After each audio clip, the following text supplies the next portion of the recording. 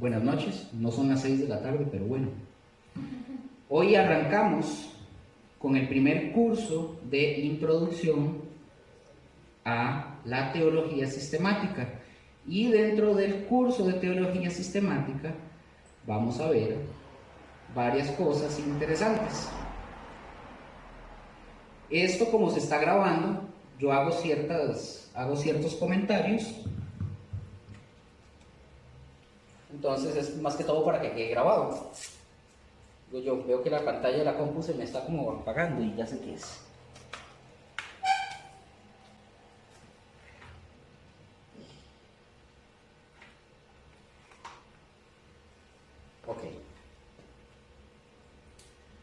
Ok, ahí en la pantalla yo pongo una presentación, ustedes pueden ir viendo, hay cosas que yo voy diciendo, pero que van a estar aquí también, lo pueden ir viendo. ¿Ven bien ahí? Sí. Ok, perfecto. Hoy estamos con el privilegio, y va a quedar grabado para la historia, con Gustavo y con Raquel. Ahí va a quedar, y ahí lo van a escuchar y siempre se van a acordar. Entonces, como les dije, vamos a ver lo que es la introducción a la teología sistemática. Si hay algo que no entienden o no comprenden, no se preocupen, eso se va a ir avanzando y lo vamos a ir aprendiendo juntos, porque no aprenden ustedes, aprendemos todos. ¿Estamos? Entonces no es quién sabe más, todos aprendemos. Entonces vamos a comenzar primeramente. Si me ven mucho aquí es porque voy pasando las diapositivas. Entonces vamos a definir etimológicamente qué significa la palabra que estamos estudiando, teología, ¿verdad? Entonces vamos a ver qué es teología. ¿Y qué se me hizo? Aquí está. Entonces, primero vamos a... Perdón, otra vez. Sí. Esta chuncha está mala.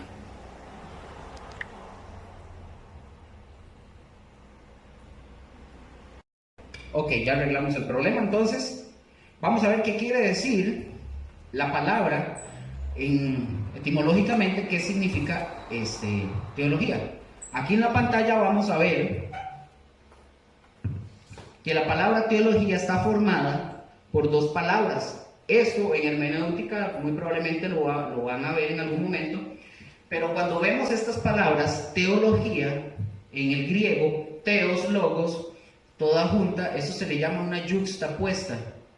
Esta palabra, una yuxtaposición. Entonces son dos palabras y cada una tiene un significado. Cuando vemos la palabra teología, la primera es teos. ¿De acuerdo ahí? ¿Qué significa? Dios.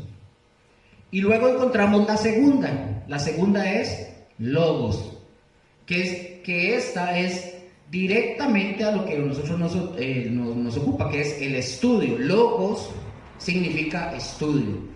Entonces diría que teología es el estudio de Dios, ¿verdad? Suena como muy arrogante decir que vamos a estudiar a Dios, ¿verdad? Pero es básicamente eso. Entonces, nosotros aquí vemos que esta palabra logos es una palabra muy amplia, sumamente amplia. Si nosotros estuviéramos hablando de filosofía, como lo dice acá, y si nosotros buscamos un buen diccionario de filosofía, vamos a encontrar que esa palabra logos es muy amplia, bastante, sumamente amplia. También significa, entre estas que dije que ese estudio también significa discurso, puede significar discurso, pero para nosotros tiene que quedar bien claro que teología es el estudio, obviamente, ¿de quién? De Dios, correcto. Ahora, teología es lo que nosotros, los seres humanos, hacemos. Teología, no es que la Biblia sea teología, nosotros somos los que hacemos la teología, estudiamos teología. ¿Me doy a entender ahí? ¿Hasta ahí? Entonces la Biblia, por ejemplo, la Biblia que ustedes y yo tenemos, aquí está. Aquí está. ¿Qué dice ese título? ¿Ustedes me ayudan? La Biblia no es un estudio de la palabra de Dios, es la palabra de Dios. Correcto. Entonces la Biblia no es un estudio de la palabra de Dios, es la misma palabra de Dios. Eso es contundente, eso hay que tenerlo siempre marcado. La palabra de Dios, aquí está más fácil porque está en la pantalla, aparece unas 100 veces a lo largo de toda la Biblia, tanto en el Antiguo como en el Nuevo Testamento aparece esa palabra, unas 120 veces aproximadamente. Entonces, pero la importancia para nosotros, ¿por qué? Porque es importante, ¿qué vamos a estudiar o qué estamos estudiando? Teología sistemática o teología. Vamos a ver porque me perdí, denme un momento. Entonces, con base en esto, no existe otro libro que sea superior a la Biblia y no existe otro libro que diga de sí mismo que es palabra de Dios, solo la Biblia. Vamos a ver, ¿qué vamos a estudiar? Como les dije, teología. No es lo que piensa un filósofo, no es lo que piensa un historiador, un psicólogo, no es lo que piensan.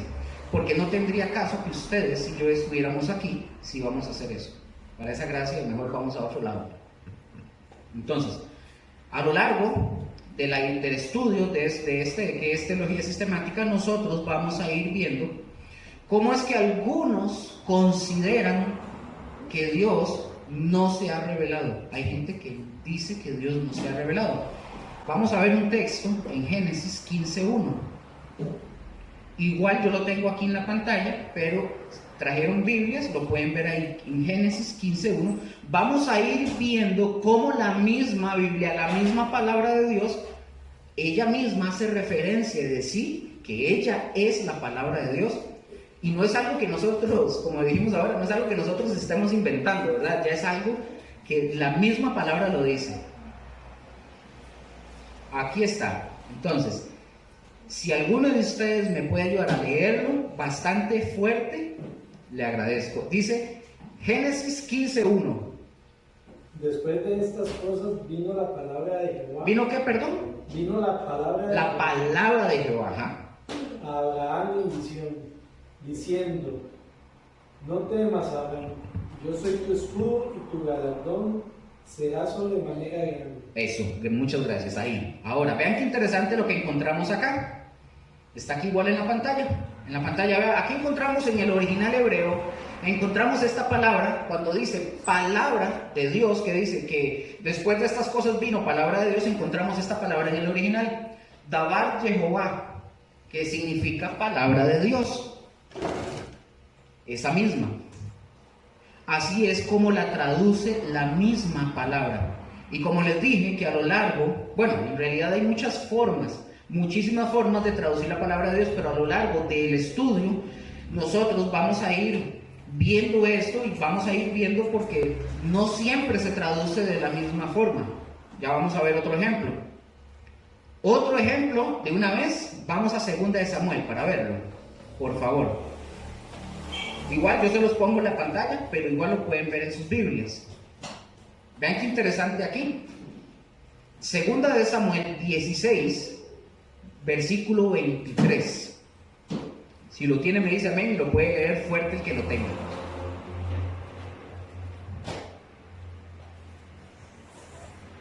Segunda de Samuel 16, 23. Es otra versión. No importa, sí. Dice: Absalom, al igual que antes David, hacía todo lo que Ahitofel le decía, pues en ese tiempo se consideraba que oír el consejo de Ahitofel era como oír a Dios mismo. Ahí dice a oír como a Dios mismo. Aquí nosotros estamos viendo que es igual, pero aquí dice la palabra de Dios, ¿verdad? ¿Se acuerdan que les acabo de decir que ahorita que leímos Génesis, que les dije que no en todo se traduce como Dabar Jehová? Ok, vean cómo se traduce aquí, interesantemente. Cuando la Biblia se refiere a sí misma en no, aquí me adelanté, perdón, aquí los vacilé. Aquí está, de hecho aquí estaba. Perdón, ya iba yo para otro lado. Aquí vamos a encontrar la palabra Dabar Elohim. Vean qué interesante, ¿verdad? Elohim, que es un plural, es dioses, haciendo mención de que hay varios personajes en la Trinidad. ¿Hasta aquí vamos bien? Aquí no lo vamos a ver, pero Dios tiene un nombre. Eso lo vamos a ver más adelante en el estudio. Tiene un nombre y tiene un significado incluso de dónde viene la palabra Jehová, de dónde nace. Eso lo vamos a ver también, de dónde sale. ¿Han escuchado el tetragramatón? Las 4 grandes letras, bueno, de ahí viene. Eso, ya.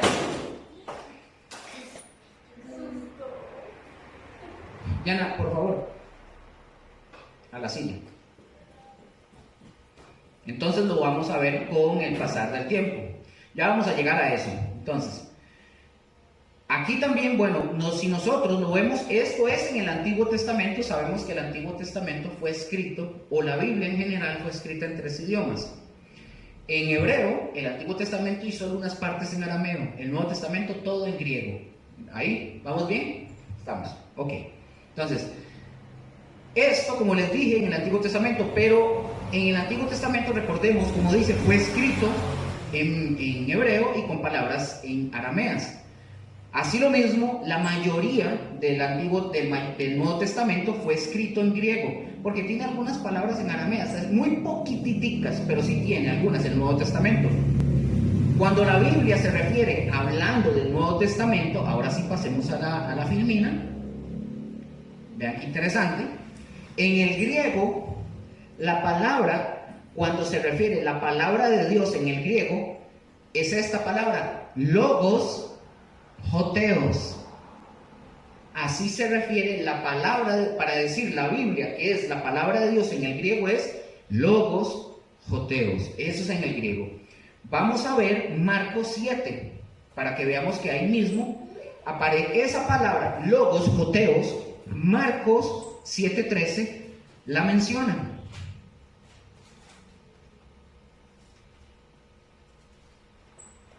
¿Me dicen amén cuando lo tienen?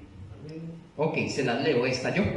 Dice, invalidando la palabra de Dios con vuestra, aquí la palabra de Dios es logos, joteos, con vuestra tradición que habéis transmitido, y muchas cosas hacéis semejantes a estos. Como dije, ahí dice logos, joteos. Recordemos que estamos hablando en los idiomas originales, ¿verdad? Que es el Nuevo Testamento, como lo traduce. Y lo hago solamente para tener como respaldo y que ustedes lo tengan el suficiente respaldo de dónde está basado también el estudio. ¿Estamos? Vamos a ver, vamos a ver cómo hay una cierta palabra compleja en cuanto al estudio de Dios. Si nosotros vamos a Apocalipsis 24, no lo tengo aquí en la pantalla, no lo añadí, pero también vamos a encontrar ahí que se refiere a la palabra de Dios como logos, joteos, la misma palabra, logos, joteos, también Apocalipsis 24 la utilizan. ¿Alguien que la lea fuerte? Y vi tronos y se sentaron sobre ellos los que recibieron facultad de juzgar. Y vi las almas de los decapitados por causa del testimonio de Jesús y por la palabra de Dios. Esa.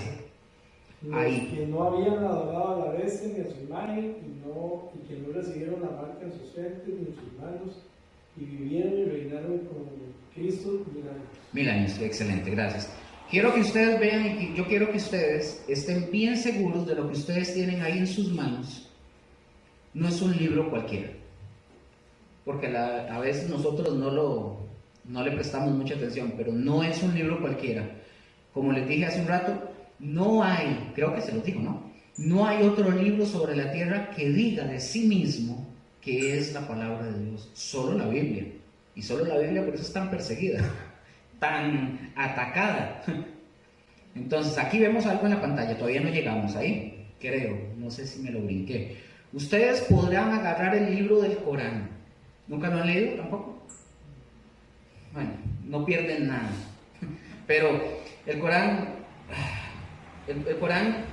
es una de las, perdón, el Islam es una de las religiones más grandes en el mundo, una de las más grandes.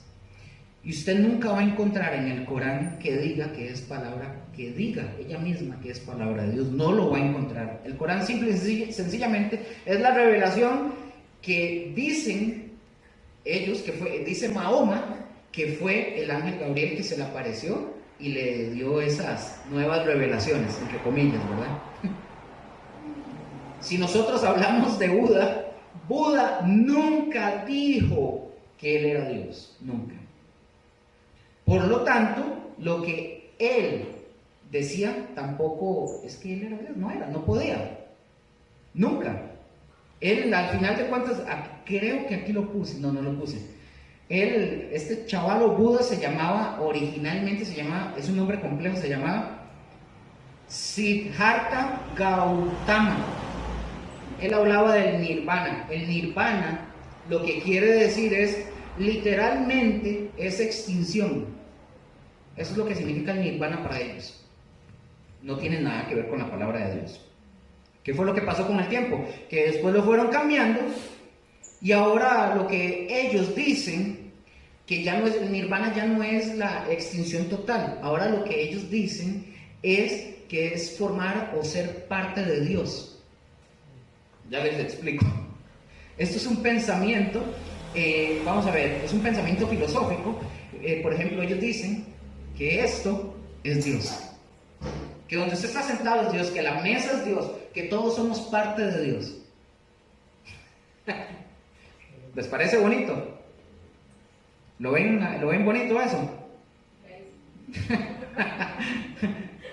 Entonces, como yo le dije, para que la Biblia haya llegado ahí, a las manos de nosotros, creo que aquí está, sí. Para que la Biblia haya llegado hasta nuestras manos, han pasado muchísimas cosas. Muchos de nuestros hermanos a lo largo de la historia del cristianismo han pagado con su sangre para que usted hoy tenga la revelación del Señor en sus manos. Entonces, ¿cómo hay cristianos que la desechan y no les dan la importancia? ¿Cuánta gente de verdad ha pagado con la propia sangre para que hoy nosotros estuviéramos aquí frescos y tranquilos y sin que nadie nos abra el portón y nos pegue un par de balazos? ¿Verdad? Entonces hay que prestarle atención. Hubo una mujer, por ejemplo, en la historia, no es se llama María, no es la mamá de Jesús. Esta mujer fue torturada, dice la historia, que fue torturada hasta la muerte, pero antes le mataron a sus 7 hijos para que ellos negaran la fe. Delante de ella, para que ella negara la fe. Y los hijos que mataron nunca negaron la fe, ni ella. ¿Cómo la ven? Entonces, como les digo, este libro que nosotros tenemos es sumamente maravilloso y hay que prestarle atención. Y Dios lo ha preservado porque este libro y en su entorno siempre ha habido y siempre va a haber controversia, va a haber gente que lo quiere desprestigiar, gente que lo quiere sacar del lugar. ¿Está bonito? Y hoy, a todos los que traemos una Biblia, a los cristianos que venimos con una Biblia o citamos la Biblia, nos consideran como tontos, consideran que somos unos babositos, y no es así, no es cierto. Como que si fuéramos de verdad, no, es que no quiero decir otra palabra, quiero decir como estúpidos, pero no lo somos. Y, correcto. Y eso que nunca han leído lo que piensan los mormones, porque si no, entonces cambiarían. Ah, sí, era. Y todo esto, la gente del mundo, porque la gente en el mundo, por más religiosos que sean, muchas veces no conocen la palabra de Dios, no la conocen, ni siquiera saben qué dice la palabra de Dios. Por ejemplo, nosotros los ticos, que venimos de una extracción, ¿verdad? Normalmente católicos, no sé si pasaron, pero la gran mayoría pasamos, ¿verdad? Por el catolicismo. Yo no fui practicante, ¿verdad? Pero sí pasamos por ahí. Nosotros, ustedes alguna vez, no sé si a usted le pasó, Gustavo, que tal vez a usted iban y le decían, usted podía cuestionar las doctrinas de ellos. Nunca le pasó. Nunca, ok. No se podían. Ellos enseñan doctrinas y ellos nos hablaban a los católicos, o les hablan de dogmas de fe. Entonces, ¿qué era básicamente un dogma de fe para ellos? Es esto, ellos le dicen, si usted va y cuestiona a un padre y le dice, padre, pero ¿por qué esto es así? Él le va a decir, casi que le va a dar un manazo primero, y después le dice, eso es un dogma, tiene que obedecerlo. El dogma es una creencia a fuerza, usted tiene que creerla sí o sí. Entonces ellos ponen dogmas de fe, y en sus dogmas de fe, usted no está libre de cuestionarlo, usted solo lo cree. Eso es lo que ellos enseñan, ¿verdad? Eso es lo que dicen. Entonces, vamos a ver por dónde me quedé. En el caso de estos, de los católicos, uno cuando estaba metido dentro de la iglesia, uno pensaba que lo que ellos decían, o las prácticas que hacen, uno cree que son correctas, por la ignorancia, ¿verdad? Por la ignorancia. Ahora, háganse la idea, y hagan esto en su cabeza, como dije, lo maravilloso que es tener el libro, que es la Biblia, como ese que tiene, ¿verdad? Es una buena Biblia, también aquella es una buena Biblia, por ahí anda la mía, ahí está, que son, que no es solamente un libro, tan así simple, no es un libro, no es como leer Harry Potter, no es como ponerse a leer La Teja, porque vamos a encontrar, como dije, vamos a encontrar libros baratos y libros muy caros, pero, ya no, ¿qué está haciendo? ¿Qué está haciendo? Porque ya no viene más la próxima.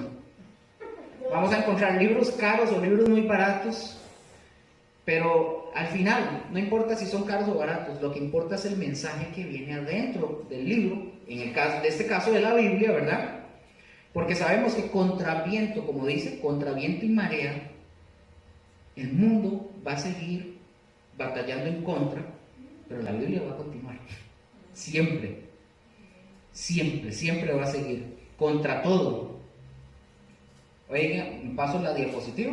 Vean qué interesante este punto.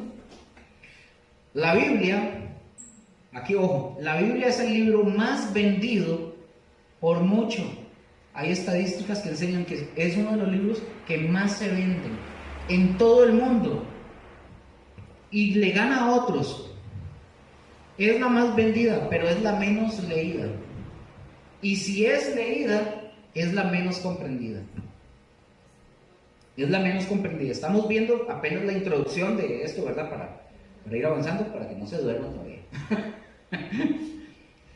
Entonces, recordemos, pese a lo que digan los maestros, usted, pese a lo que diga el pastor, o lo que diga yo, ustedes sí o sí tienen que leer su Biblia. Tienen que leerla. Dice Jeremías que maldito el hombre que confía al hombre, ¿verdad? Es decir, que si ustedes se dejan llevar, por ejemplo, por lo que se predica aquí, o por lo que yo estoy enseñando, y ustedes se cierran los ojos y solamente se dejan escuchar y decir todo es verdad, ustedes estarían cayendo en la maldición que dice Jeremías: maldito el hombre que confía en el hombre. Hay que revisar que lo que se está enseñando es lo correcto. ¿Estamos? Vean esto de acá. A ver si pasa. La mejor manera de engañarnos es cuando nosotros desconocemos algo. Recuerdan que hay un dicho que dice que en el mundo de los tuertos, en el mundo de los ciegos, el tuerto es rey. Ok. Entonces, la mejor manera de engañarnos es cuando nosotros desconocemos algo, y Dios se ha preocupado porque ustedes y yo tengamos una Biblia en nuestra casa. Y yo sé que hay gente que tiene 2 y 3 o más Biblias, pero si no las estudiamos, no las leemos, estamos despreciando o menospreciando el esfuerzo que Dios ha hecho a través de todos nuestros hermanos en 21 siglos de historia, que valientemente han defendido la palabra de Dios. Eso es lo que nosotros hacemos cuando nosotros no le prestamos atención a lo que dice la palabra. ¿Hasta aquí? ¿Vamos bien? Ahora sí vamos a entrar en materia. ¿Qué título dice ahí? Ahí sí me pueden ayudar, por favor. ¿Por qué vamos a estudiar la Biblia? ¿Por qué qué? ¿Fuerte? Vamos a estudiar la Biblia. ¿Por qué vamos a estudiar la Biblia? Y dice, vamos a ver algunas razones por las que vamos a estudiar la Biblia, y vamos a ver qué dice la Biblia de sí misma. Como punto 1, punto A, pueden poner, voy a pasar la diapositiva. Ahí hay un título importante. ¿Por qué vamos a estudiar la Biblia? Porque la Biblia es la palabra de Dios escrita. Porque la Biblia es la palabra de Dios escrita. Ok, aquí yo lo puse, pero lo quiero hacer con ustedes. Todos hemos jugado teléfono chocho, ¿verdad? Y lo bonito del juego de teléfono chocho es que aquí empieza diciendo una cosa y al final termina diciendo otra. Justamente es diferente con la palabra de Dios.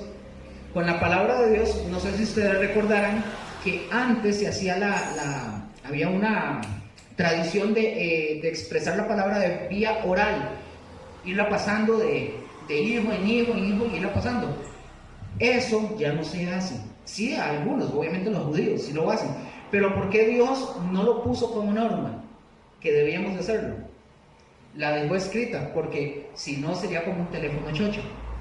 ¿Qué pasaría? Que yo hoy vengo y le digo, dice la palabra de Dios. Gustavo dice la palabra de Lúquero, porque no lo entendió bien, y luego termina donde Raquel diciendo otra cosa. Entonces, por eso la palabra quedó escrita, para que no haya cambio. Para que nadie venga a jugar de intrépido, ¿verdad? Y eso es lo divertido, digamos, del juego, ¿verdad? Teléfono chocho. ¿Hasta aquí cómo vamos? ¿Tienen alguna pregunta? Esto que les acabo de mencionar, para que no nos pasara eso, el teléfono chocho, el tema de la tradición oral o la transmisión oral no es válida para Dios, por eso Él la dejó escrita. Eso, acordémonos de eso. Recordemos que los católicos también, ellos hablan sobre que ahí están las tradiciones, ellos defienden mucho las tradiciones y ellos dicen que la tradición oral es importante, pero no. Cuando nosotros estamos hablando de las cosas de Dios, no, tenemos que ir a la palabra, a ver qué dice. Por eso las dejó escritas. Una vez escrita, no cambia, no cambia, ahí está.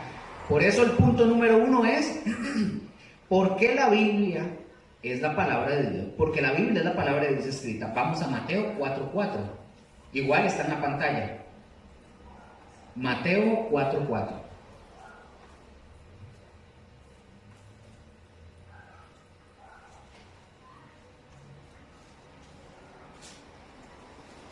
Y el que la tiene, lo lee fuerte, por favor.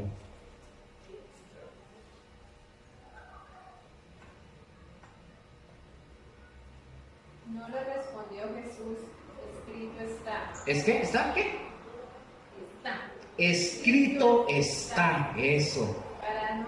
Para vivir no solo es importante el pan, debemos obedecer todo lo que manda Dios. Correcto. Vean qué interesante, porque en las 3 veces que Jesús fue tentado por Satanás, Él dijo, escrito está. Si no hubiera estado escrito, ¿qué hace?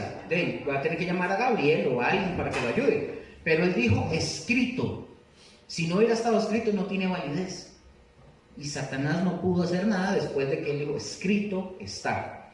Jesús estaba haciendo referencia a la Biblia, y el Señor utilizó obviamente versos, por ejemplo, de Deuteronomio, también, ¿qué es lo que nos está, qué es lo que nos está diciendo con esto Jesucristo? Que esta es la palabra de Dios, la Biblia. Con eso, cuando Él dice escrito está, nos está diciendo que es la palabra de Dios, que es totalmente sin error, sin mancha. Porque si no, hubiera tenido que, como les acabo de decir, hubiera tenido que llamar a un ángel o un querubín o quién sabe quién, hubiera tenido que llamar para que le ayudara, para que pudiera pelear contra Satanás, y no lo hizo, y para que lo dejara en paz. Ya casi vamos por el segundo punto. El Señor, pero el Señor no hizo eso ni siquiera usando su poder para echar a Satanás. ¿Y podía hacerlo? Podía, y no lo hizo. Él lo hizo de esa forma. No lo expulsó diciendo lo expulsó diciendo escrito está. Eso nos dice a nosotros también que nosotros podemos vencer a Satanás y podemos vencer la tentación. ¿Cómo? O cualquier adversidad con la palabra de Dios. ¿Vamos bien? Número 2, ahí está el punto número 2. este punto número 2, estamos viendo por qué debemos de estudiar o por qué vamos a estudiar la Biblia, ¿verdad? En el punto número 2 dice, en la Biblia se habla de Cristo, la palabra viva. La palabra viva, y ahí mismo está Hechos. Ok, creer en Dios basta para que yo, cuando muera, yo vaya al cielo. Bastará, solamente creer en Dios. ¿Qué creen ustedes? Sí, vamos a ver. Dice Hechos 4:12, y en ningún otro hay salvación, porque no hay otro nombre bajo el cielo dado a los hombres en que podamos ser salvos. Pregunto otra vez, ¿basta solo creer para salvarse? ¿Así, solo creer?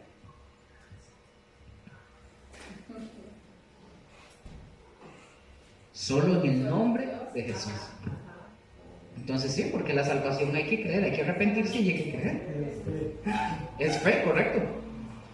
Entonces, solamente en el nombre de Jesús, porque no hay otro nombre. Por eso, ese es el punto 2 que decía, en la Biblia se habla de Cristo, la palabra viva. ¿Y por qué estudiamos la Biblia? Porque la Biblia habla de la palabra viva. ¿Y quién es la palabra viva? Cristo. Ok, vamos a Juan 1:1, por favor. Vamos a ver Juan 1:1. Y van a ver algo interesante ahí también.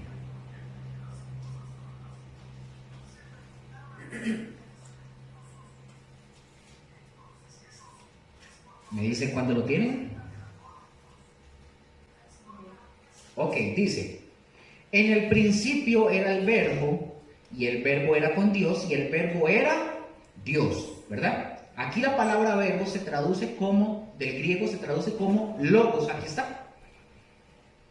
Esta misma palabra, el verbo, se traduce como el logos. Ahora ustedes dicen, ¿cómo sabe que está hablando directamente de Jesucristo?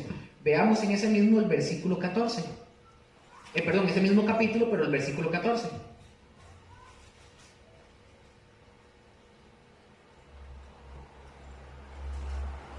¿Lo tienen? Sí. Dice, y aquel verbo, ¿cuál verbo? Y está en mayúscula, Jesús fue hecho carne y dice que habitó entre nosotros y vimos su gloria, gloria como del unigénito del Padre, lleno de gracia y de verdad. Aquí Jesucristo es el verbo, es el Hijo de Dios, es la palabra viva, es la palabra de Dios que Dios da al hombre. Y dice Dios que Él nos ama porque nos demostró con la vida de Jesucristo, Él al entregarse, ¿verdad? Nos demostró su amor. Pero ojo, qué interesante con esto, porque Cristo viene, nos demuestra su amor, pero no se quedó solamente en el dicho. Él dijo que Dios nos amaba, ¿cierto? Pero no se quedó en el dicho, lo demostró con los hechos, ¿verdad? Es interesante, Él tomó forma humana, vino a morir por ustedes y por mí. Es decir, Él nos probó con la acción, es decir, el logos, el verbo nos probó que sí nos amaba. Y en el Antiguo Testamento, recordemos que en el Antiguo Testamento todos los del Antiguo Testamento, ellos veían hacia el frente, querían, o por decirlo así, veían al Cordero. ¿Nosotros qué hacemos? Nosotros vemos para atrás y vemos al Cordero, ¿verdad?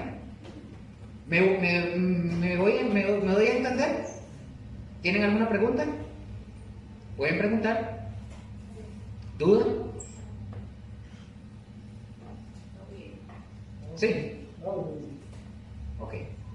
Nosotros, como dije, nosotros vemos hacia atrás, nosotros vemos al Cordero que fue inmolado por nosotros en la cruz. Esto, ¿qué hace? Nos reviste de tal importancia que nos dice que realmente el amor de Dios es tan profundo, el amor que Él siente por nosotros, que nosotros a veces tenemos la idea de que Dios está como enojado y que Dios está enchichado. Nosotros tenemos, y que Dios que todo lo que nosotros digamos o hacemos a Él nada le gusta. No, no es cierto. Él es un Dios que bien, sí nos podía haber dejado en el pecado. Cuando Adán y Eva pecan, Él perfectamente pudo haber dicho, voy a ver qué hacen ustedes. Pero vean qué interesante, no nos dejó a la deriva. Al contrario, nos dio o preparó, nos dotó de un plan de salvación a partir de Génesis 3:15. Ahí vemos donde empieza el plan de la redención. Ahí nosotros podemos ver en Génesis 3:15 cuando dice que iba a venir y que iba a venir alguien a quitar el pecado de nosotros. Y es la primera vez que se habla del Evangelio. Incluso empezamos a pensar, esto va que interesante, porque yo no sé si lo sabían, pero los ángeles, antes de que el hombre existiera, los ángeles no tenían razón o no tenían el conocimiento del amor de Dios o de la misericordia de Dios, porque ellos están presentes con Él y saben que Dios es el amo, dueño, Señor, el juez, todo. Pero cuando ellos comienzan a conocer esa faceta de Dios, cuando dicen, wow, o sea, este tipo y esta tipa son más chiquiticos que nosotros y Dios los ama, les proveyó salvación, los vistió, los ayudó y les tuvo misericordia, no los mandó de una vez al infierno. Entonces ahí los ángeles no conocían ese atributo de Dios hasta que Adán y Eva no pecan. Interesante, ¿o no?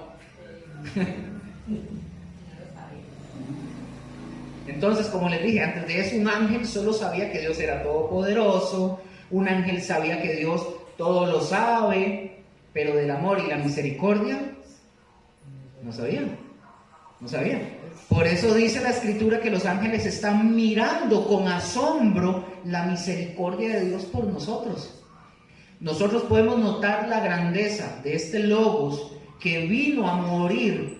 Es decir, Jesús tomó la forma humana, se despojó de su gloria, dice la palabra, y vino al mundo, donde pasó. ¿Qué le pasó a Jesús cuando vino al mundo? Lo mismo que le pasa a usted y a mí. Tuvo hambre, tuvo sed, se cansó, tuvo rechazo, burlas, hubo tortura y hubo muerte, y muerte de cruz, imagínense. Y este mismo Dios, Jesús, no exterminó a ninguno, y pudiendo hacerlo. ¿Qué hizo Jesús? Lo sufrió todo. ¿Ustedes se acuerdan cuando Jesús está en la cruz y Él dice, tengo sed? Se le acercaron y le dieron como una esponja, lo llenaron de vinagre. ¿Qué hizo Jesús cuando le dieron eso? Lo tomó. ¿Sabe qué significa? Que hasta la última gota del trago amargo de la humanidad, Él se lo tomó. De lo que nosotros le dimos, lo último del rechazo y el trago amargo de la humanidad, Él dijo, yo lo tomo. Y lo tomó. Porque ¿quién toma vinagre así? Porque sí. Nadie dice que ganas de tomarme un vaso de vinagre, ¿verdad? Lo soportó hasta lo último. Todo el rechazo de nosotros, de la humanidad, hasta este último trago, no que Él lo tomó, que la humanidad le dio. Qué grueso eso, ¿verdad? Entonces, si nosotros leemos o estudiamos la Biblia, allí encontramos a Cristo desde el principio hasta el fin. Y el mensaje, esto es algo, se ve más adelante, pero el mensaje central de la Biblia es Cristo. De hecho, hay una pregunta que es, ¿ustedes saben cuál es el mensaje central de la Biblia? Porque estaba hablando con los discípulos y les decía, ya se lo tienen que saber de memoria. Entonces, pero el mensaje central de la Biblia es la redención del hombre y el redentor que es Cristo. Ese es el mensaje central de la Biblia. Es más, si ustedes le preguntan, ¿usted qué lee esa Biblia? ¿De qué se trata? Ese es el mensaje. La redención del hombre y el redentor que es Cristo. No hay otro. Ese es el mensaje. Punto número 3. Igual aquí está en la pantalla, para que lo puedan ver. Y dice, la Biblia es la única herramienta segura que nos habla de Dios. Ahí está un texto bíblico, mientras lo pueden ir buscando, nosotros sabemos que que es, bueno, 2 Timoteo 3:16, y nosotros sabemos que tenemos un Dios trino, que es Padre, Hijo y Espíritu Santo. Esto nos habla de Dios. Como les dije ahora, el Corán, el de los musulmanes, es la segunda religión más fuerte que hay. La primera es el cristianismo. Pero el Islam, ustedes, ahorita que dimos la lección de falsas doctrinas, ahorita hay más de 2.000, casi 2.300 millones de musulmanes. Ya sobrepasó el catolicismo, por mucho. Imagínense. Y así, como el Corán, el Islam está avanzando, en algún momento, si la gente no conoce la palabra y no se prepara, se los van a llevar. Eso téngalo de fijo. Y Mahoma dijo, ¿se acuerdan que les dije que Mahoma dijo que un ángel vino a decirle ciertas cosas y a revelarle ciertas cosas? Según él, Mahoma, que era voluntad de Dios, y él es a él. Y vean lo que dice aquí, 2 Timoteo. Porque Mahoma dice que eso es palabra de Dios que le reveló solo a él, curiosamente. Pero vean lo que dice 2 Timoteo 3:16. Dice que parte de la escritura, ¿no? Dice toda la escritura es que inspirada por Dios y útil para enseñar, para redarguir, para corregir, para instruir en justicia. Oigan qué lindo lo que viene. Bueno, aquí está en la pantalla para que lo vean. Esta palabra que dice es inspirada, vean qué lindo esto, es del griego original y es la única vez que aparece, porque esta palabra no existía. Esa palabra la inventó Pablo, y ahorita la vamos a ver, guiado por el Espíritu Santo, bajo las normas de la gramática griega. Es esta palabra, la voy a avanzar. La palabra que puso Pablo es muy difícil, theopneustos, que en el griego quiere decir que es exhalada de la boca de Dios, que es el aliento de Dios. Pablo está escribiendo y lo que está haciendo para poder escribir sin errores, porque la palabra inspirada y sin errores es porque está escuchando, o sea, para que sea la palabra sin errores es porque está escuchando a Dios. Pero esto es lo que significa, así literalmente, que es exhalada de la boca de Dios esa palabra.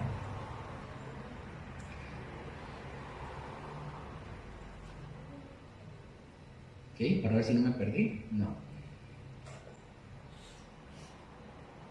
Entonces, para que nosotros podamos entender cómo es que es inspirada, nos dicen, vamos a ver, por ejemplo, ustedes han visto un ejemplo, cuando un poeta o alguien se pone y dice que está inspirado y escribe, no es lo mismo, no tiene nada que ver con eso, porque no es lo mismo esa inspiración a la inspiración como cuando Gustavo le canta alguna serenata a Raquel o algo así, ¿verdad?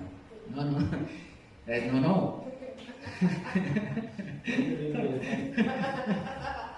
No es ese tipo. Este tipo de inspiración de la que aquí habla, esta theopneustos, como dije, dice que es exhalada de la boca de Dios. Y como dije, Pablo está escribiendo, está literalmente como yendo a Dios, y él está escribiendo para que no hayan errores. Para que no hayan errores. Tiene que estar escuchando directamente a Dios para eso. Entonces, por ejemplo, le han hablado al oído, así, le dice, digamos algo así, como que está escuchando aquí en el oído lo que Dios le está diciendo. El Espíritu Santo le está redactando lo que tiene que poner. Por eso la Biblia es inspirada por Dios. Entonces, ya cuando ustedes lean inspirada, ¿a qué se refiere? Al mismo soplo de Dios. Eso es. Entonces, por eso tenemos la palabra profética más segura. Entonces, qué hermoso debió haber sido eso. ¿lo duda? No es inspirada por un poeta, no es inspirada por un filósofo ni ningún escritor, por más enamorado que uno esté escribiéndole cartas a la esposa o lo que sea, no. Es salida de la misma boca de Dios. Por eso dice que es útil, decía 2 Timoteo, que es útil para todo, para enseñar, para reprender, para corregir, para instruir. Veamos ahí mismo, pero el versículo 17, porfa.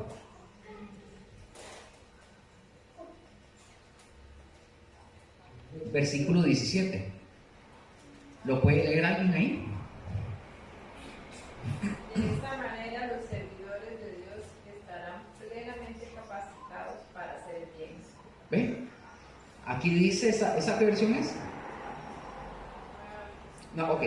Esta, la Reina Valera 60 dice, a fin de que el hombre de Dios sea perfecto, enteramente preparado para toda buena obra. ¿Pueden notar ustedes para qué la inspiró Dios? Eso, justamente para eso.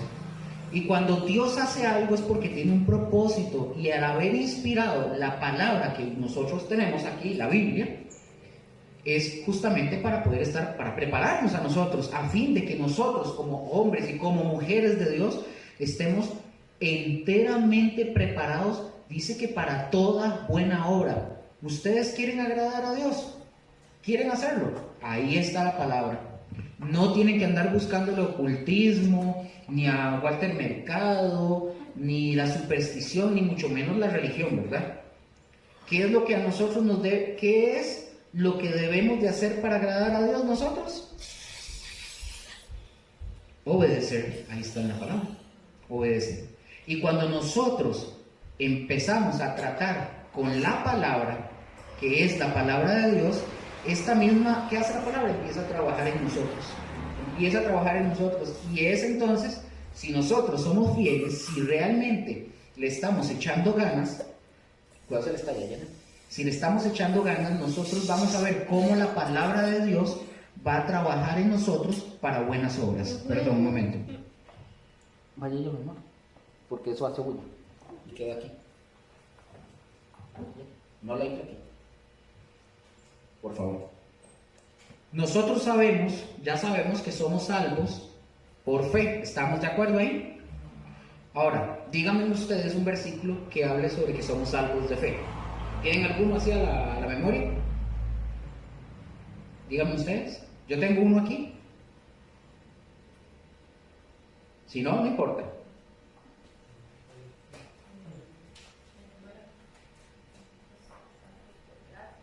Sí, uno que diga más o menos que somos salvos por la fe.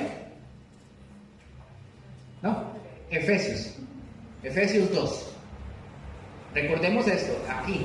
Si ustedes en el transcurso, yo digo algo así, no es para que se sientan mal, es parte de la... Claro. Efesios 2, del 8 al 9. ¿Qué dice eso? Porque por gracia sois salvos por medio de la fe. Por medio de la fe. No es de vosotros, pues es don de Dios. Correcto. No por obras para que nadie se gloríe. Y ahí Efesios, de los versos ahí de la escritura, nosotros nos dice que somos salvos por la fe, ¿cierto? Y gracias a Dios, porque hay gente que quiere dejar de ser malos. Por ejemplo, hay gente que fuma y dice, yo voy a dejar de fumar y luego voy a la iglesia, o voy a dejar de ser malo para luego hacer esto. No se puede. No se puede. No podemos dejar de ser malos para buscar a Dios. Dios dice, vengan así como están. Dios no nos está diciendo que lleguemos, porque nosotros hacer algo, o tratar de hacer algo, entre comillas, para dejar de ser malos, yo estaría en la cárcel, creo, o estaría muerto, quién sabe, ¿verdad? No hubiera llegado. No se puede. Dios, como dije, lo que nos está diciendo es que vengamos así como estamos, en la condición que estamos. La salvación, recordemos, es por fe. Ahora, ¿qué es lo que va a hacer Dios cuando nosotros hacemos eso? Simple y sencillamente, que cuando nosotros nos estemos alimentando de su palabra, ¿qué va a pasar? Nosotros vamos, por medio de la palabra, vamos a estar aprendiendo y estudiando. ¿Y qué va a hacer la palabra? Ir sacando de nosotros todo aquello que ofende a Dios. ¿O me equivoco? A mí me pasó. Y todavía siguen sacando, hay cosas que van saliendo. ¿O no les ha pasado? Porque siguen saliendo cosas. Y sí, y yo creo que seguirán saliendo. ¿Y Dios qué es lo que Dios quiere de nosotros? Dios quiere un cambio, no un cambio de apariencia. Dios no quiere un cambio de apariencia, que vengamos y hagamos aquí la carita de Juan Gabriel, ¿verdad? No, él no quiere caritas, que hagamos caritas de que seamos buenos. Él quiere hacer un cambio de nosotros, de adentro hacia afuera. ¿Qué nos está haciendo con la palabra? Nos está preparando enteramente para buenas obras, correcto. Tanto así que nuestra cara va a cambiar.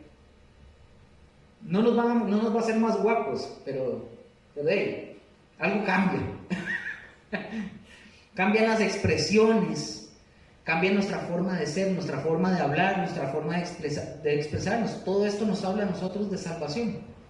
¿Por qué? Porque es la palabra viva y eficaz. Otro texto ahí, segunda de Timoteo. Segunda de Timoteo, no la tengo aquí todavía, yo creo que me brinqué un montón.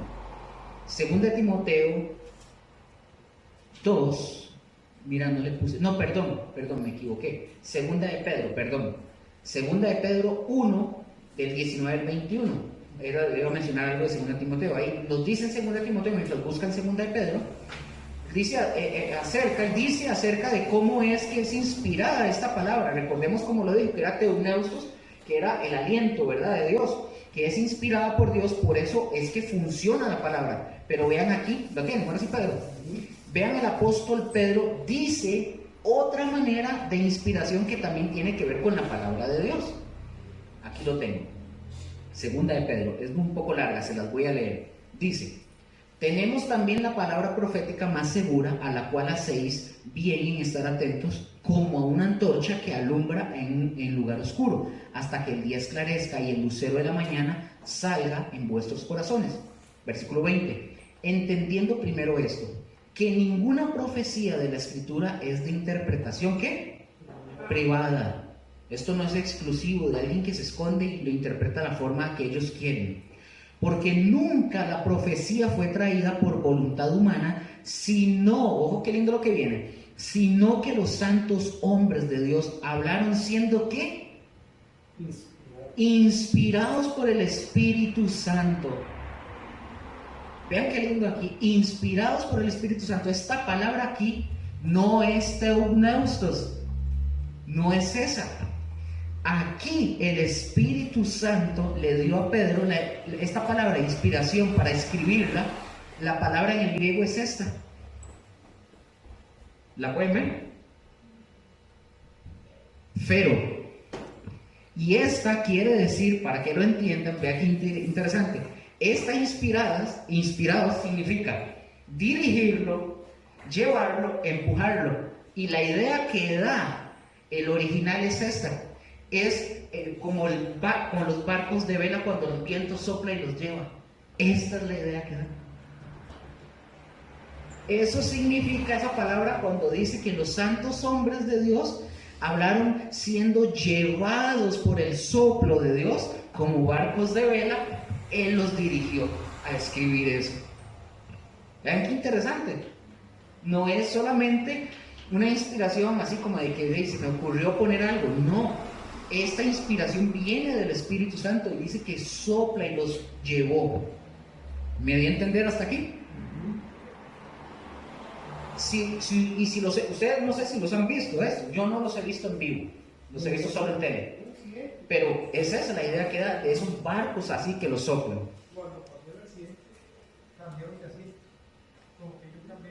Vamos a ver por dónde quedé. Entonces, como vimos, el viento llega a las velas de los barcos y lo que hace es que empuja la nave. Esto, háganlo de cuentas, ok, la palabra de Dios que está haciendo, ¿qué? Impulsar, ¿verdad? Algunas veces, ¿qué hizo Dios? Dios inspiró su palabra, porque ¿qué hizo? Les habló. Otras veces los guió para que la palabra no tuviera ningún tipo de error. Vamos a ver un ejemplo. En el Evangelio de Lucas, vamos a ver algo interesante. No vamos a ir a Lucas, pero algo interesante es que Lucas dice, ustedes lo leen, Lucas investigó Lucas escribió el libro de Hechos también, pero él dice que Lucas tomó el escrito, agarró, vamos a ver, que ya hice bolas. Ok, Lucas, él la toma, ¿y qué hace él? Él va y él empieza a escribir y él buscó, dice que diligentemente, la información. Eso es una forma de inspiración, o sea, el Espíritu Santo lo llevó. Él le preguntó, ustedes ven Lucas, y Lucas comienza a dar ciertos detalles del nacimiento de Jesús y ciertas cosas. Y ustedes dicen, ¿cómo Lucas sabe eso? ¿Por qué Mateo no? ¿Por qué Juan no? ¿Por qué Marcos no? Porque Lucas investigó. Entonces la pregunta del millón, ¿cómo hizo Lucas para investigar? ¿A quién le preguntó para saber el tema de cuando iba a nacer Juan el Bautista, el tema de Jesús y todo lo que sucedió? Ustedes lo leen, ustedes dicen, ¿cómo lo investigó? Porque él fue y preguntó. ¿A quién le preguntó? No lo dice la Biblia, pero ¿a quién le tuvo que haber preguntado? A María. ¿Y qué hizo él? Investigó de forma diligente. Ahora, les pregunto, ¿quién guió a Lucas para que investigara diligentemente? Lo empujó para que investigara. Ahora, por ejemplo, si usted recuerda, los capítulos, los evangelios sinópticos, Mateo, Marcos y Lucas, solo Lucas, como les acabo de decir, dice que vino el ángel Gabriel, vino el ángel Gabriel y dice que dio el anuncio del nacimiento del niño Jesús y de cómo nació. Solo Lucas lo registra. Solo Lucas lo registra.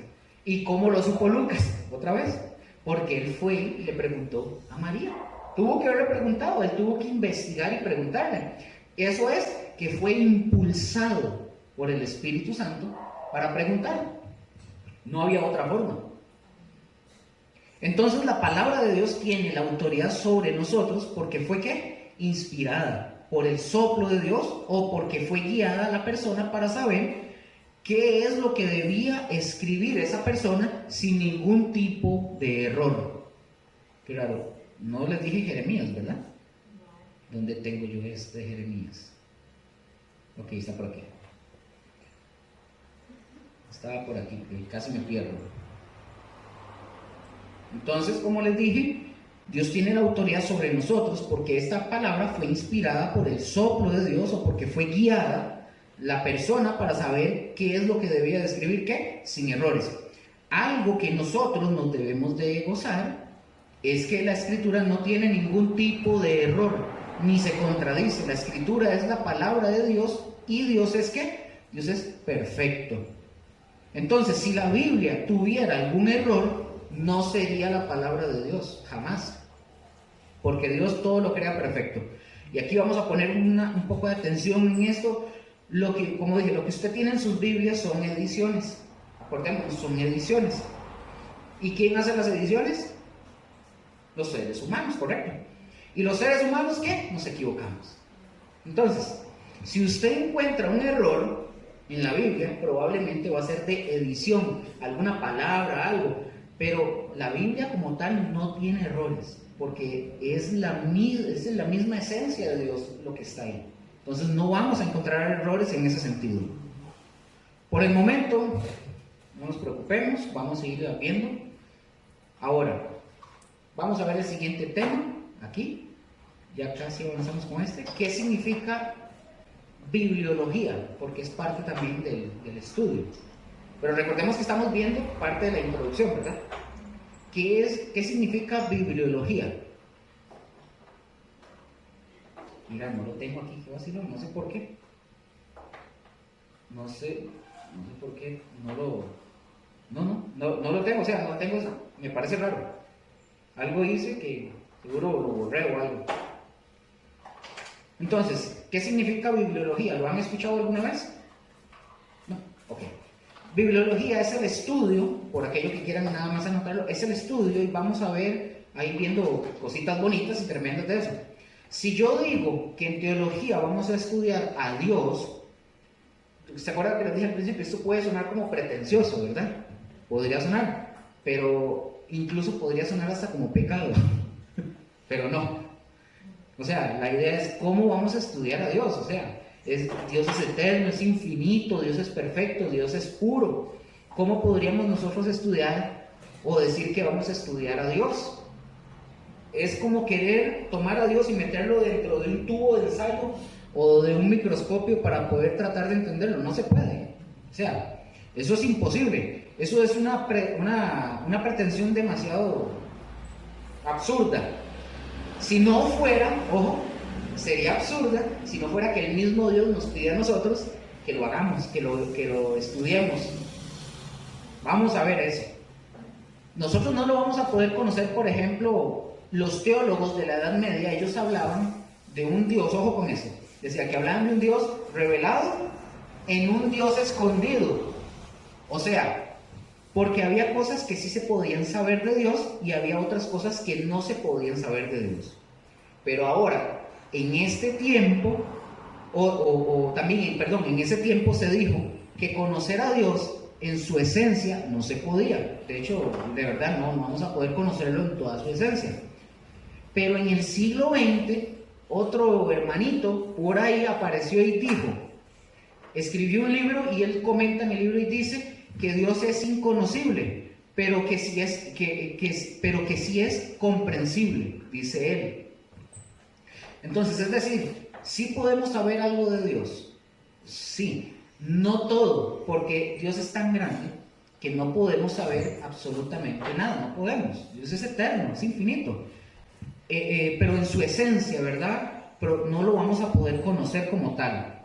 Nosotros incluso, de lo que estamos hablando acerca de Dios y de la fe, etcétera, etcétera, nosotros usamos palabras que no comprendemos. ¿Como cuáles? Bueno, a ver, nosotros hay palabras que utilizamos dentro del ámbito cristiano que no las comprendemos, pero que las aceptamos por fe. Por ejemplo, si nosotros hablamos de eternidad, es un consigno, ya lo vi, gracias. Si nosotros hablamos de eternidad, nosotros estamos hablando de un concepto que nosotros aceptamos, porque traten de imaginar la eternidad. Si ustedes me preguntan, yo no se los puedo decir, porque no puedo, mi mente no me da para tanto, porque somos seres finitos. Nosotros nacemos, morimos, nacemos, crecemos, nos reproducimos y morimos. Comenzamos la semana, ¿cuándo? El domingo. Y termina sábado. Hay meses, hay años, hay días, noche. Nosotros no podemos entender el concepto de eternidad, solo lo aceptamos por fe, porque no lo podemos comprender. Tampoco podemos entender el concepto de cielo, porque ninguno de nosotros ha ido al cielo, creo. Pero nosotros lo aceptamos por fe. Es más, para hacerlo más sencillo, nosotros no conocemos el concepto de amor. Aunque en el diccionario salga, nosotros no conocemos el concepto de amor. Defíname en el amor.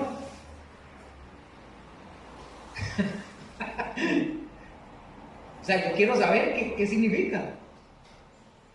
Porque el concepto de amor que nosotros manejamos es diferente al de Dios. Nuestro concepto de amor, el concepto de amor que nosotros tenemos está basado en emociones. Usted se imagina que Dios, vamos a ver, no, mentira, como cuando le decían a uno, ¿se acuerda que había química?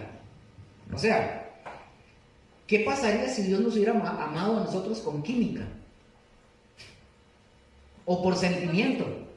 El día que Dios no amanezca de buenas, amanezca sin química, con un sentimiento que comió frijoles y amaneció mal de la panza, ese día nos llevó candanga a todos. Pero Dios no nos amó por química ni por emociones. Volvemos a lo mismo, porque el amor de nosotros es, mientras nosotros estamos emocionados, muy bonito. Pero cuando se acaba la emoción y el fracaso justamente de nuestra sociedad en cuanto a las relaciones, por ejemplo matrimoniales, es precisamente en que basamos el amor, o el concepto de amor lo basamos en emociones y sentimientos, en empatía, y para Dios no es eso. El amor es un acto de la voluntad y es una decisión. Es decir, Dios, como decir, Dios te amo, a pesar de tus errores o de tus pecados. Te amo a pesar de lo que es, no por lo que somos. No nos ama como somos. Nos ama a pesar de lo que somos. Es diferente, ¿verdad?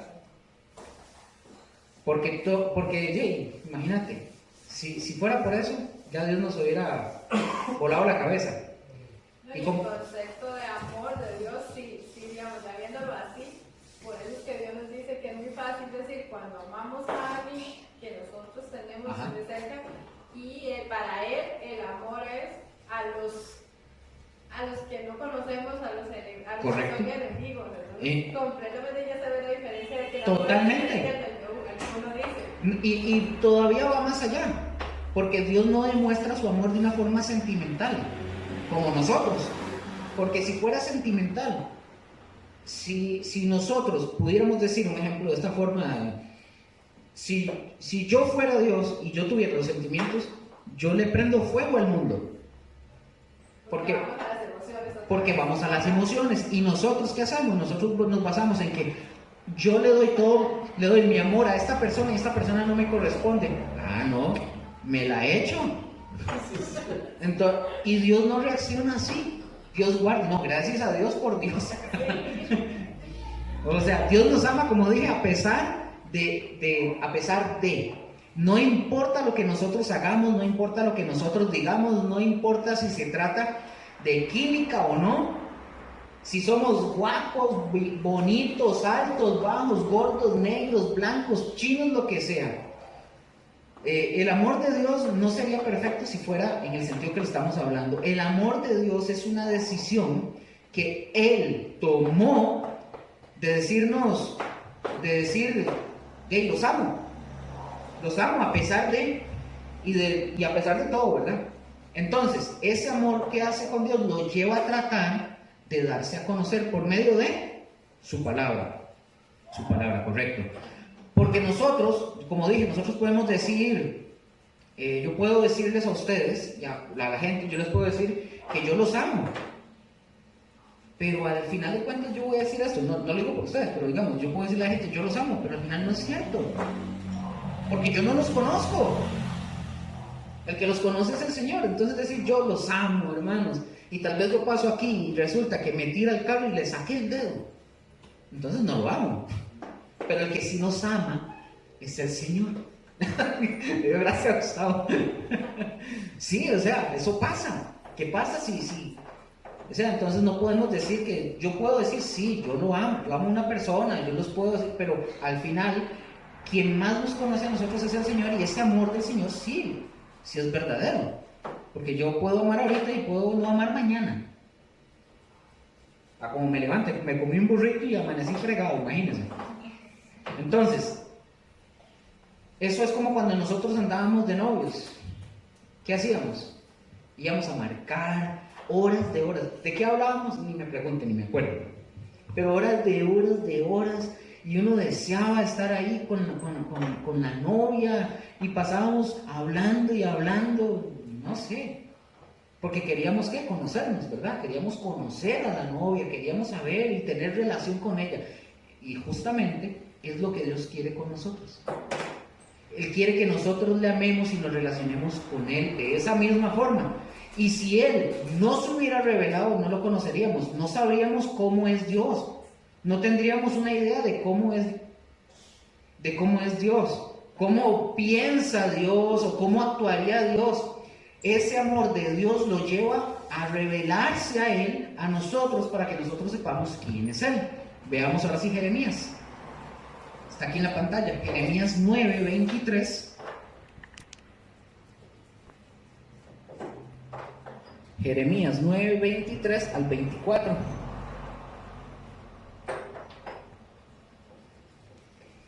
Jeremías 9:23 al 24 y dice, así dijo ¿quién? El pastor Josué. Así dijo Jehová. No se alabe el sabio en su sabiduría, ni en su valentía se alabe el valiente, ni el rico se alabe en sus riquezas, mas alábese en esto el que se hubiere de alabar. ¿En qué? En entenderme y conocerme, que yo soy Jehová, que hago misericordia, juicio y justicia en la tierra, porque estas cosas quiero. ¿Quién lo dice? Si Dios está diciendo que Él quiere que lo entendamos y que lo conozcamos, entonces sí hay que conocerlo, sí hay que entenderlo. Si no, no lo diría.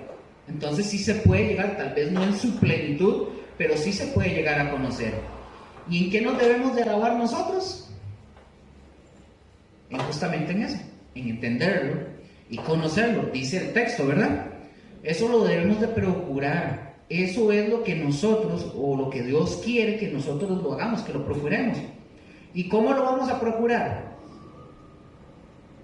Por lo que nos cuente Luker, o que nos cuente Josué, o lo que nos cuenten la gente de afuera, o los otros pastores, o otros líderes.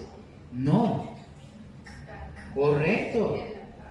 Eso es, no puede ser lo que alguien nos diga. Claro, van a haber personas que nos van a enseñar, pero por ejemplo, ustedes pueden escucharme, me voy a poner el ejemplo, ustedes me pueden escuchar a mí, yo les puedo venir a ustedes con una historia diferente, de un Dios diferente. Entonces, ¿qué pasa? Vamos a tener una confusión. O pueden escuchar ustedes a otras personas que les están hablando de otra persona, de otro Dios, de otras cosas que no son Dios. Y vamos a encontrar muchas contrariedades en declaraciones. Uno dice una cosa por aquí, otro dice otra cosa por acá. Si no vamos a la palabra a conocer qué es lo que Dios dice. ¿Estamos? Y es justamente en la Escritura en la que el Dios se reveló, en la que nosotros debemos de entenderlo y conocerlo. Y si algo nos debemos de alabar es justamente en eso. Entonces Dios quiere que nosotros procuremos conocerle. Vean lo que dice Oseas. Y vamos a conocer bien eso. Vamos a Oseas 4:1.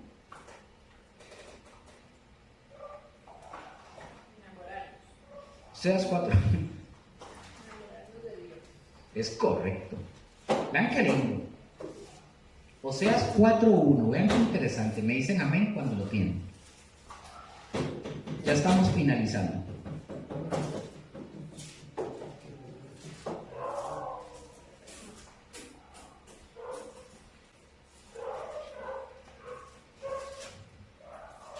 Oseas 4:1. ¿Lo tienen? Sí. Dice: oíd palabra de Jehová, hijos de Israel, porque Jehová contiende con los moradores de la tierra. ¿Por qué? ¿Por qué contiende? Porque no hay verdad, ni misericordia, ni conocimiento de Dios en la tierra. Es decir, Dios está peleando con los moradores de la tierra. Dios básicamente nos dice en ese texto que Él se siente ofendido porque su pueblo no lo conoce. Y yo no sé cuánto ustedes tengan de estar en el Señor. Usted puede tener días, meses, años.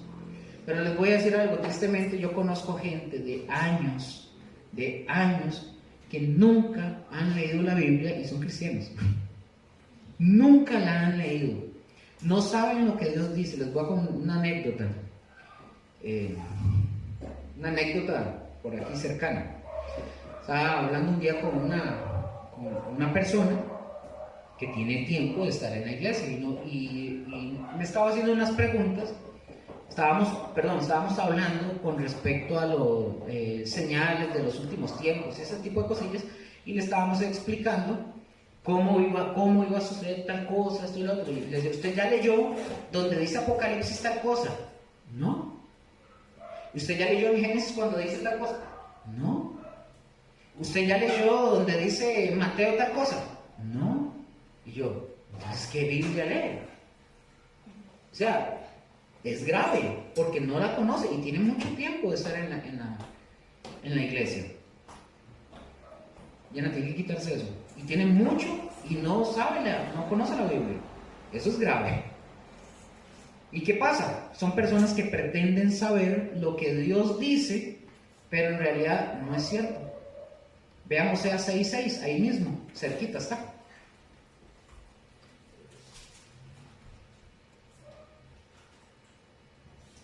Oseas 6:6. Ahí lo puede leer, que lo tiene.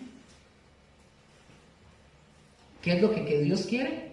Porque misericordia quiere y no sacrificio, y conocimiento de Dios. Ahí, un momento.